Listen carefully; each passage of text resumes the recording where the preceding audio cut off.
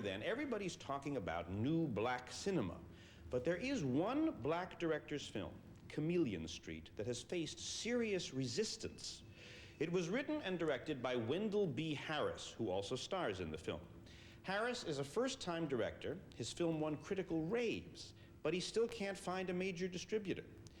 Chameleon Street tells the story of a real-life con man who pretends to be a surgeon and an attorney, then a journalist, a PR man, to get money, women, and respect in a white world. National Public Radio film critic ELVIS Mitchell is convinced that the neglect of Chameleon Street makes a mockery of Hollywood's claims of a new racial openness. Say it's only a paper moon sailing over a cardboard. Once upon a time, in Hollywood, a new formula for wealth was found. Movies by black directors, a record 17 of which are due by year's end. Yes, it's only a canvas sky. It appears that any black man with a camera can get a film made nowadays. Studios are quick to be patrons and just as quick to be patronizing. From Columbia Pictures comes Boys in the Hood. Boys in the Hood, the most talked about and most successful, had the right homeboy hypeability, a young director, soap opera plot, and a hot subject. His neighborhood. Driver, put your hands on the steering wheel. Got any drugs or weapons on you? No. I didn't do nothing. You think you tough? You think you tough, huh? Oh. You're scared now, huh? I like that. That's why I took this job. Studios now race to make urban survival stories with obvious lessons. These films, full of slang and pose, are after-school specials with a tan for the MTV crowd. Living Large, a comedy about making it.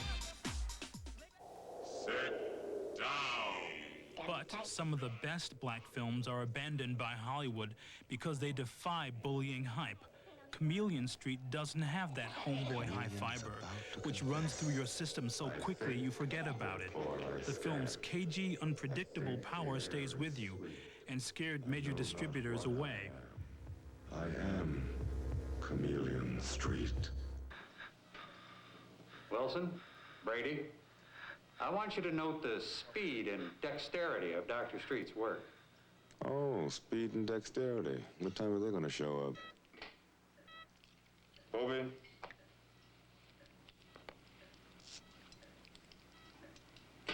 I can't believe the amount of blood in this woman.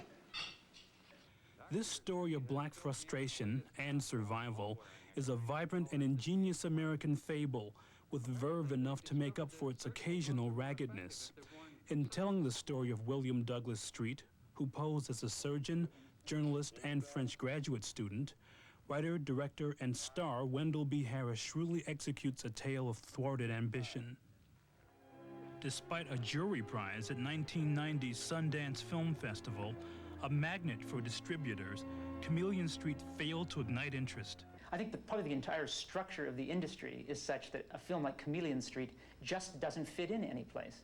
That distributors are scared by it. I think exhibitors are scared by it. Studio executives couldn't care less about it.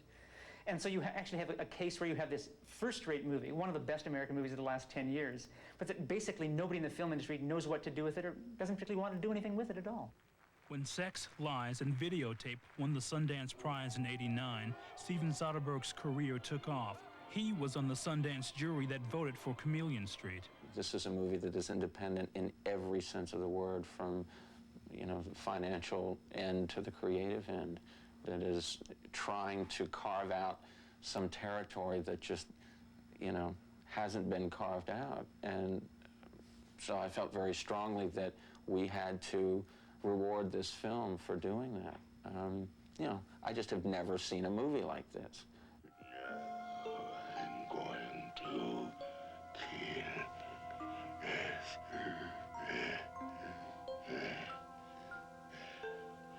Thematically, Chameleon Street takes its lead from its protagonist, an intelligent and easily bored nonconformist.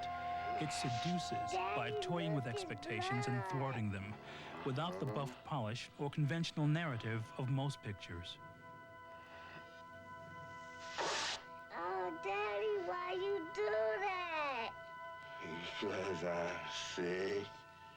Sick? I'm so sick. I'm so screwed up. I am so insane. So insane. Is that tickle? Is that tickle right there? Why are you two so quiet out there? Tell me really, does it tickle like that? Uh-huh. Well, what about if we tickle like this? Ow! Ow! Doc, what is going on? What do you think you're doing? Here, let me wipe that blood off your neck. I'm sick and tired of trying to get these things out. Oh, Mommy, you messed up again. And your daddy messed up more laundry. Come on, it's time for you to go to bed anyway. And Doug, it's time for you to go to the asylum. This is the stuff that washes out. Yeah, I'm the one that's got to wash it out. Good night, babe. By the time we won Sundance, we had already approached the bulk of distributors in Hollywood. And by that time, we had heard, time after time, the same thing from virtually every one of them. We don't know how to market the picture. We don't know who the audience is. We're confused. We haven't got a hook. We can't imagine a poster. It was a tough film to pin a specific audience on. I mean, this was not obviously a black picture per se, I mean, which is also one of the good things about it. If the film had any potential, it could work as a crossover picture. I think the problem was, though, that the way that the film was executed, we just weren't sure whether the film would be there critically and whether there would be a specific audience that we could target it to. Distributors suffer a peculiar nearsightedness. All they see before them are easy-to-market pictures for the yo homie audience.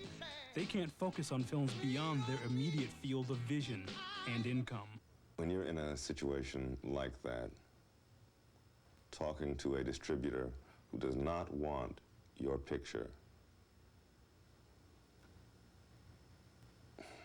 it's almost immaterial what is said, because what is being said is underneath the conversation, not on top.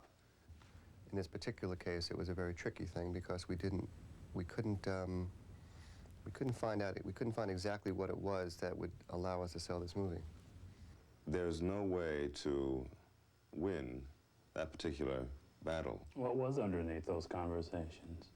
An uncomfortable reaction to what they perceived white America would think when Chameleon Street was shown.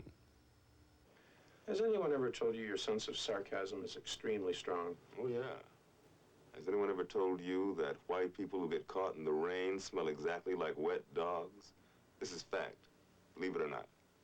I beg your pardon, where the... I know, but look, have you ever been standing in a crowd of white people and all of a sudden it starts to rain? It's a very particular odor, extremely aromatic. There's a scene in the film when Doug Street talks about how when whites are caught in the rain, they smell like wet dogs. Now, you know, one distributor said that he felt that would alienate his market. Of course, what he meant was he didn't think that many whites would approve. Ironically, in trying to find a distributor, Harris's plight mirrors his hero's need for attention. Warner Brothers bought the remake rights to Chameleon Street. It's rare for an American company to remake an American film even before it's had a chance in the marketplace. Drums, please! Warner's plans to put Will Smith, known as pop rapper Fresh Prince, in the starring role.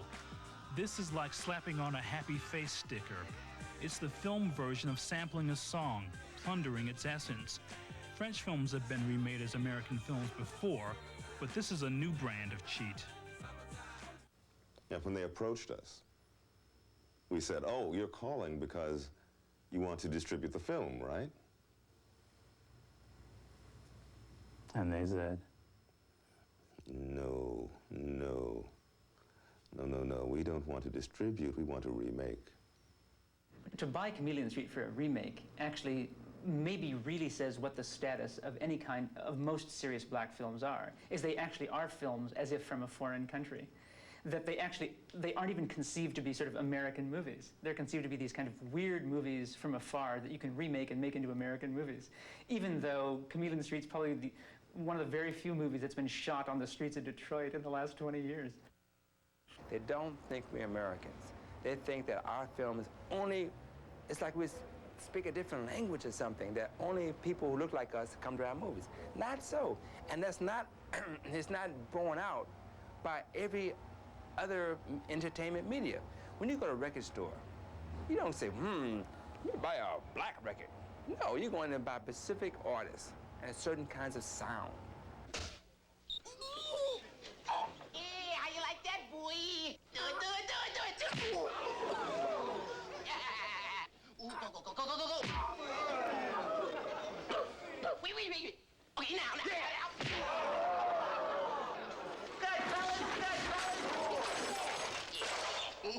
A black movie needn't even be demanding to provoke. House Party, a hit, scared exhibitors. When House Party showed in Denver, the manager of a particular theater would not allow them to turn the lights out.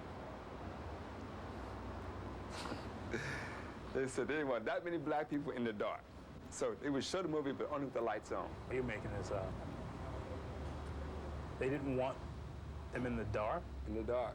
What did they think they were going to do? I don't know. As absurd as that situation was, it does illustrate a lack of understanding, and it raises doubts about a black film renaissance that leaves challenging films out in the cold. I think if the film industry doesn't support an artist like Wendell Harris, and by the film industry, I mean Hollywood studios, I mean exhibitors, I mean curators at museums and at film societies and film festivals, if you don't support an artist like Wendell Harris, then the art form has no future. And the art form will be just left to commercial hacks.